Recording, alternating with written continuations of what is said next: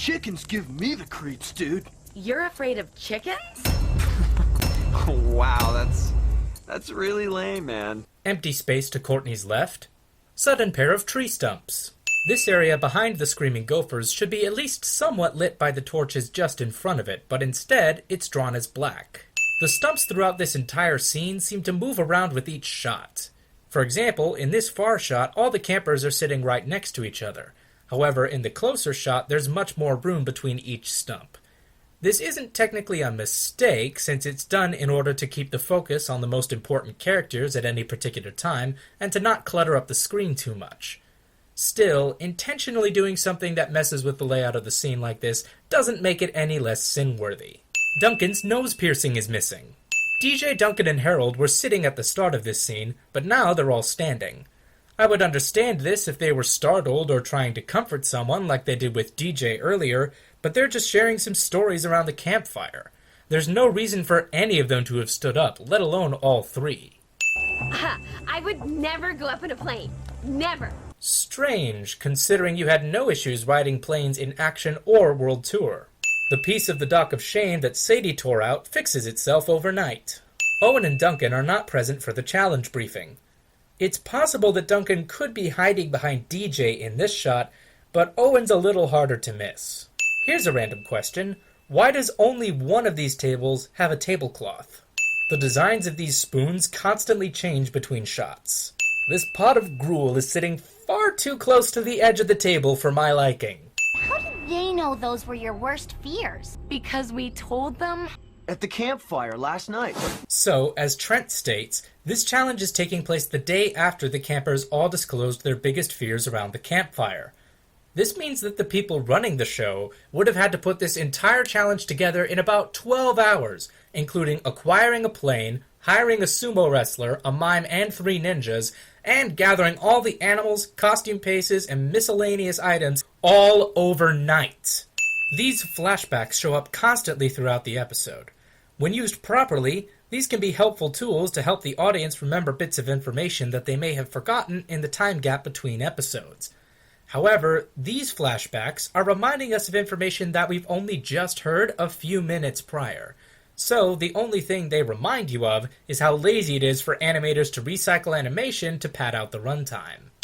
Even if I were to believe a chicken could survive being stuck in a deep fryer inside of that shell, I have serious doubts that it would look that happy after the fact. It's no wonder why Beth steps into that pool of earthworms without even flinching. It's because her fear is being covered in bugs, and worms are not bugs. According to entomologists, a bug is a type of insect with mouth parts that pierce and suck sustenance from its food. Earthworms do not have piercing mouths, and they aren't even classified as insects, so Beth basically earned a free point for her team without even having to deal with her actual fear. Owen's unconscious body should still be slightly visible at the bottom of the screen here. Sadie and Lindsay's fears are a bad haircut, yet neither of them are actually given one. Sure, they have to wear a wig in the shape of a bad haircut, but it's not the same thing. That would be like if DJ, who's afraid of snakes, had to deal with a rubber snake. Sure, it might be able to scare him if he didn't know it was real, but the knowledge that it's fake reduces the fear significantly. Also, that's not how wigs work. I can believe Sadie's hair being hidden well enough, but Lindsay's hairdo is longer than the wig, so she shouldn't be able to cover all her hair up without putting it in a bun or a net first. Also, having Lindsay and Sadie go through this together reduces their fear even more, because people find comfort in sharing an experience with others, especially extroverts like these two. The same can be said for Owen and Izzy on the plane. Had the two been separated, it's much more likely that neither of them would have gone through with it. Owen's right arm disappears for 1 frame. It's with Harold's challenge and his supposed failure that the episode's biggest problem starts to become apparent. The competition is all about facing your fears, but beyond that, it's a challenge where every player is asked to complete a task made more difficult by those fears. This would be fine as it fits with the style of Fear Factor, which this episode is referencing. However, the extreme range of these challenges is what sinks this episode's credibility.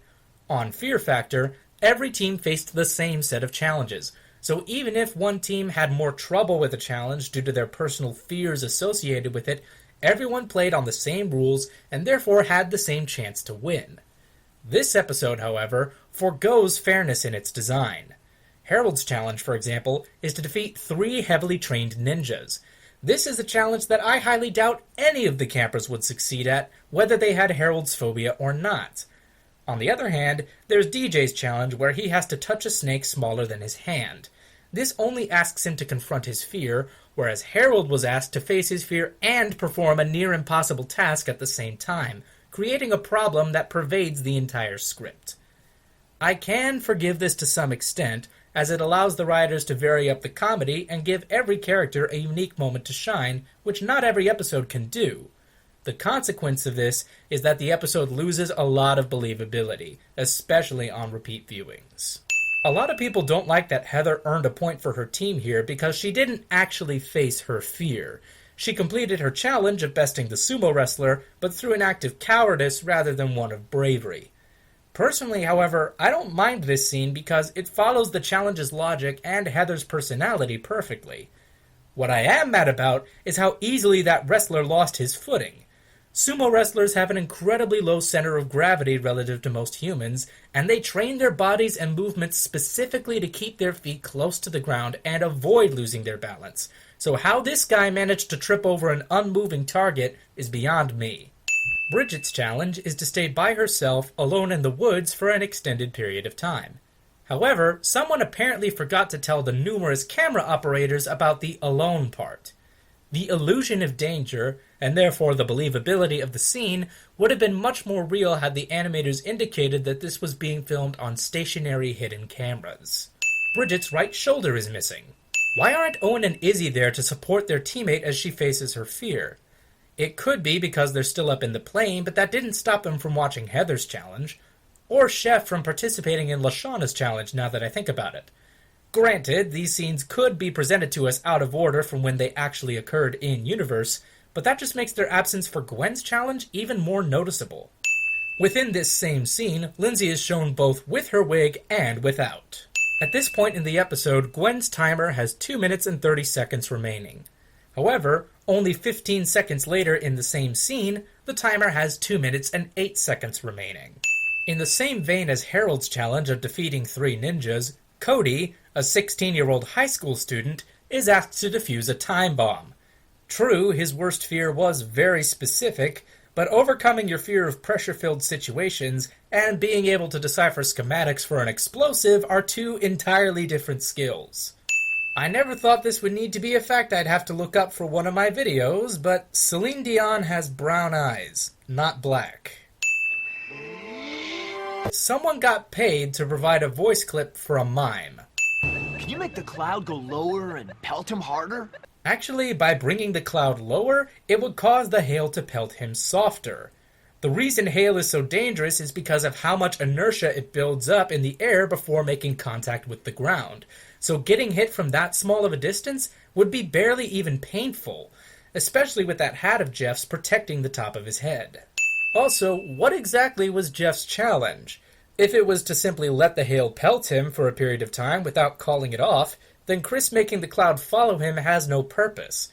Even in a world where this kind of technology is possible, it would be much less costly to have a stationary cloud and ask Jeff to stay under it until his challenge ended. All right, gang, we're in the 9th inning. Even though this is the 12th challenge of the episode. I'm not sure we're getting anywhere on this one. Actually, Tyler is doing exactly what you requested of him. You asked him to stay in the chicken pen for 3 minutes, and he's definitely in the pen here. Sure, he's in a fetal position, but you never said he had to touch the chickens, only stay in the enclosure with them.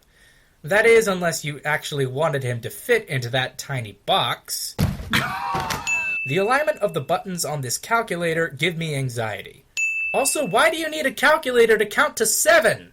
I just noticed that Lindsay has brown eyebrows instead of blonde, and now I can't unsee it. It's like Mario's mustache all over again. I don't like it. It's not going to make a difference. Let's make this interesting then. I'll give you triple points if you can complete it.